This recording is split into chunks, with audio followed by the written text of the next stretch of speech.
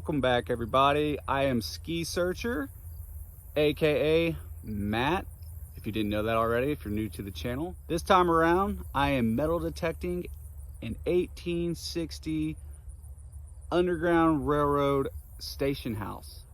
Very cool. The landowners told me there's a 4-foot high crawl space underneath the home. There's hidden doorways and rooms in the home that were in weird places. That's all telltale signs of an old Underground Railroad station house. This is very close to an old railroad depot that is time period to the American Civil War, and they would have took slaves, runaway slaves, from this location, this house, and at night they would escape down to the railroad depot. Then they would have headed north to Springfield, Illinois, or further north to Canada. I hope you stick around for the whole video. God bless. Now let's go dig some old stuff.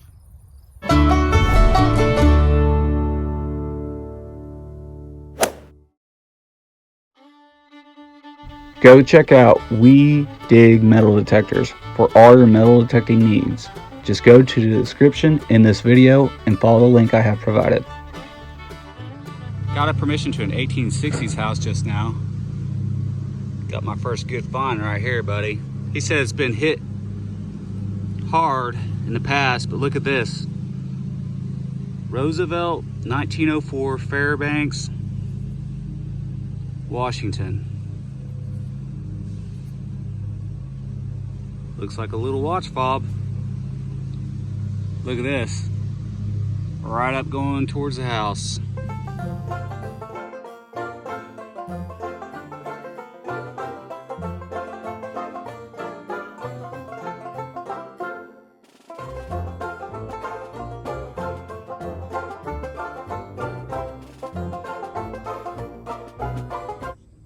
Literally dug that right there, that watch fob, right here, boom, already pulled out, Indian hip penny. I knew it. It was ringing up around the 70, low 60s. I'll try to get a date on that for you. Freaking awesome. It's gonna be a good day. I don't know if y'all can see that. It's gonna be an 1891. Got the toothpick on it, and I'm happy with that. Man, he said it's been detected, this yard, like 10 years ago, numerous times, and this is right in the most obvious place you'd find something, the sidewalk going into the house. So I don't think it's been hit very good at all. Back then the detectors probably weren't as good either. Oh, don't you love it when you see the red bricks? You know it's going down when you see those. I think I got another Indian here. Grabbed it out of the hole, but didn't look at it. Very good, yep. The date right there already. 1888. 1898. That's a pretty one.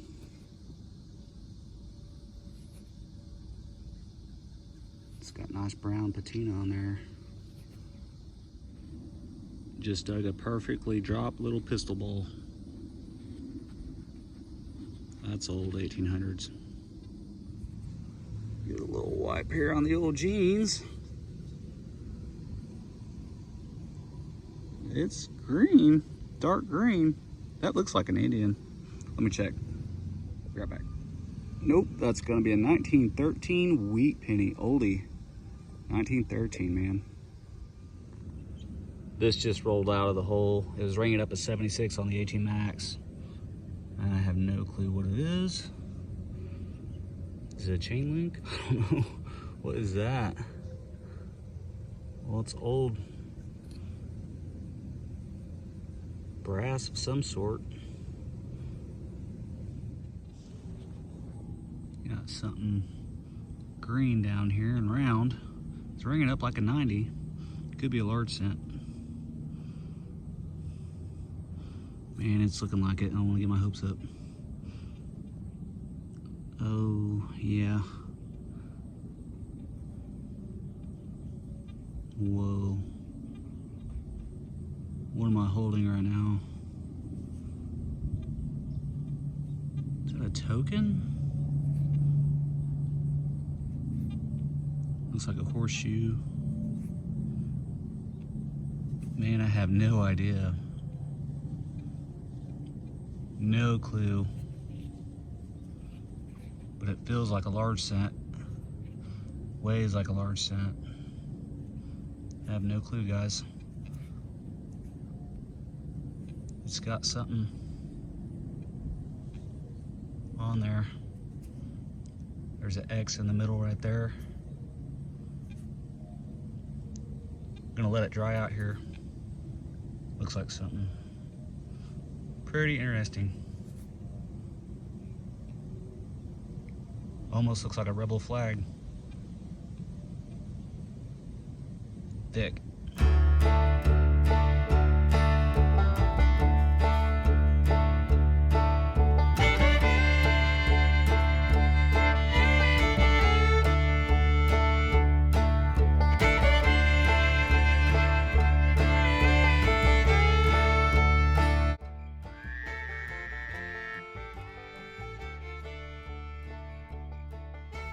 The Underground Railroad was a network of people, African American as well as white, offering shelter and aid to escaped enslaved people from the South. The exact dates of its existence are not known, but it operated from the late 18th century to the Civil War. The earliest mention of the Underground Railroad came in 1831 when enslaved man Tice Davids escaped from Kentucky into Ohio, and his owner blamed an Underground Railroad for helping Davids to freedom. The Quakers are considered the first organized group to actively help escaped enslaved people. George Washington complained in 1786 that Quakers had attempted to liberate one of his enslaved workers. People known as conductors guided the fugitive enslaved people. Hiding places included private homes, churches, and schoolhouses. These were called stations, safe houses, and depots. The people operating them were called station masters. There were many well-used routes stretching west through Ohio to Indiana and Iowa. Others headed north through Pennsylvania and into New England or through Detroit on their way to Canada. The reason many escapees headed for Canada was the Fugitive Slave Acts. The first act passed in 1793 allowed local governments to apprehend and extradite escaped enslaved people from within the borders of free states back to their point of origin, and to punish anyone helping the fugitives. Some northern states tried to combat this with personal liberty laws, which were struck down by the Supreme Court in 1842. The Fugitive Slave Act of 1850 was designed to strengthen the previous law, which was felt by southern states to be inequitably enforced. This update created harsher penalties and set up a system of commissioners that promoted favoritism toward owners of enslaved people and led to some formerly enslaved people being recaptured. For an escaped person, the northern states were still considered a risk. Meanwhile, Canada offered black people the freedom to live where they wanted, sit on jurors, run for public office, and more. The Underground Railroad ceased operations about 1863 during the Civil War. In reality, its work moved above ground as part of the Union effort against the Confederacy.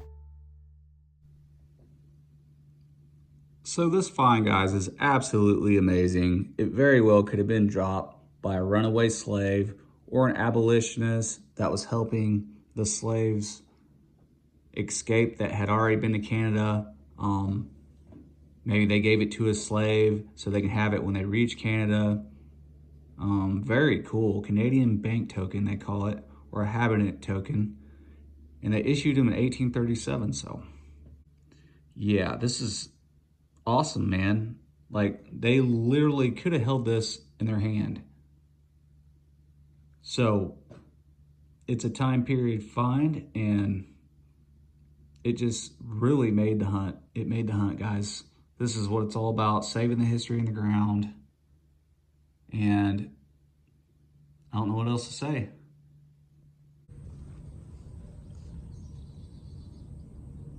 You guys know what that is? This shard, dude, is something else. This is plated, guys, I can tell. Right there, you can see plating. Probably a fake rock in here. Oh, it's empty. The stone's in there probably somewhere. Pretty cool though, still, when you find a ring. Had a signal hitting like an Indian and this rolled out. That is freaking cool. It's a little heart pendant.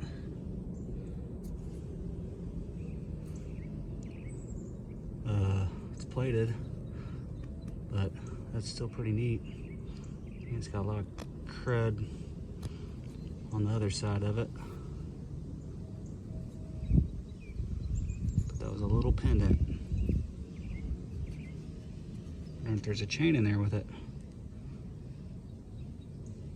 That's pretty cool. Oh yeah, this used to be a funeral home too in the 1930s, they said. So a lot of history to this house. It was the only house on this block during the Civil War. The rest around it was just a farm field, they said, so no telling what's gonna be here. Underground Railroad action here too, man. They used to hide slaves here, they said.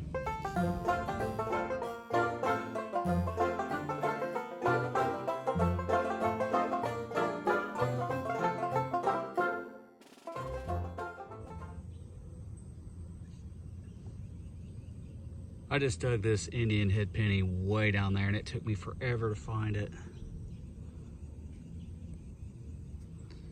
I mean, it was down there. I was cutting roots and everything. It plumb wore me out. I'm like exhausted now. Anyways, this is the third Indian for the day. What's the date? Can you guys see the date? Maybe right there. That's an Indian head penny all day. Another Indian, man. Love it. I'll get a date for you. 1904, guys. That's crazy because that watch fob I found when I first got here was a 1904 as well. Very cool. That's the same year as the St. Louis World's Fair. Just dug this little bag seal or bell seal. Looks like it has an A at the top of the 24. It's pretty sweet. Old lead bag seal. Man, I had another squeaky tone, sounding like a coin, and it's a coin. Man, come on. I'm on a roll. Yep, it's an Indian. Yes! I am absolutely scoring on this shard. This is the fourth Indian. One more Indian. That's 5. I think that's called a tribe. Let's get a tribe today. I'll get you a date on that right now. 1901, guys. Look at that headband. Got some good detail. 1901 Indian head penny. Beautiful old coins. Another Indian signal. You can see the impression on this right here. What was? Could be a weed. If this is an Indian, I got me a tribe, y'all. Come on, baby. It's an Indian. That's a tribe, y'all. 5 Indians in this yard. That one's an 1898. Man alive, I tell you what, I am stoked. 5 Indians.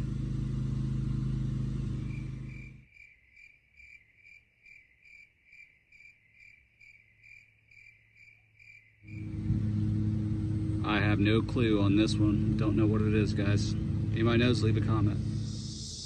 Had a choppy mid-tone in the 50s. Pulled out a big hunk of iron, and this little guy popped out. Oh.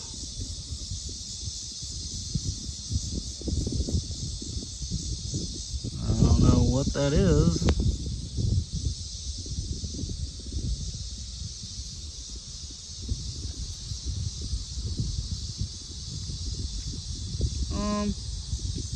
I think that's gonna have something cool on there, y'all.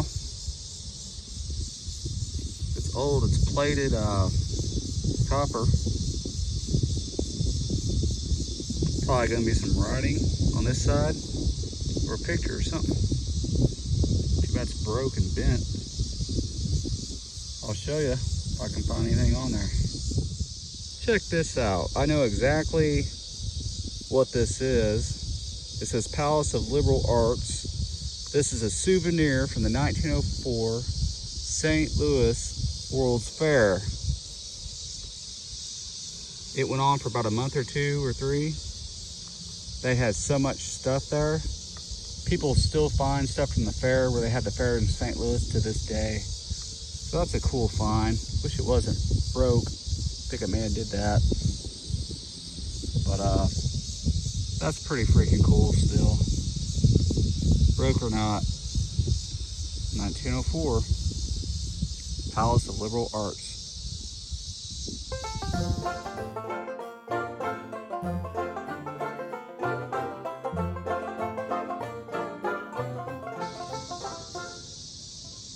Dude, I just dug a pristine 1909 wheat penny.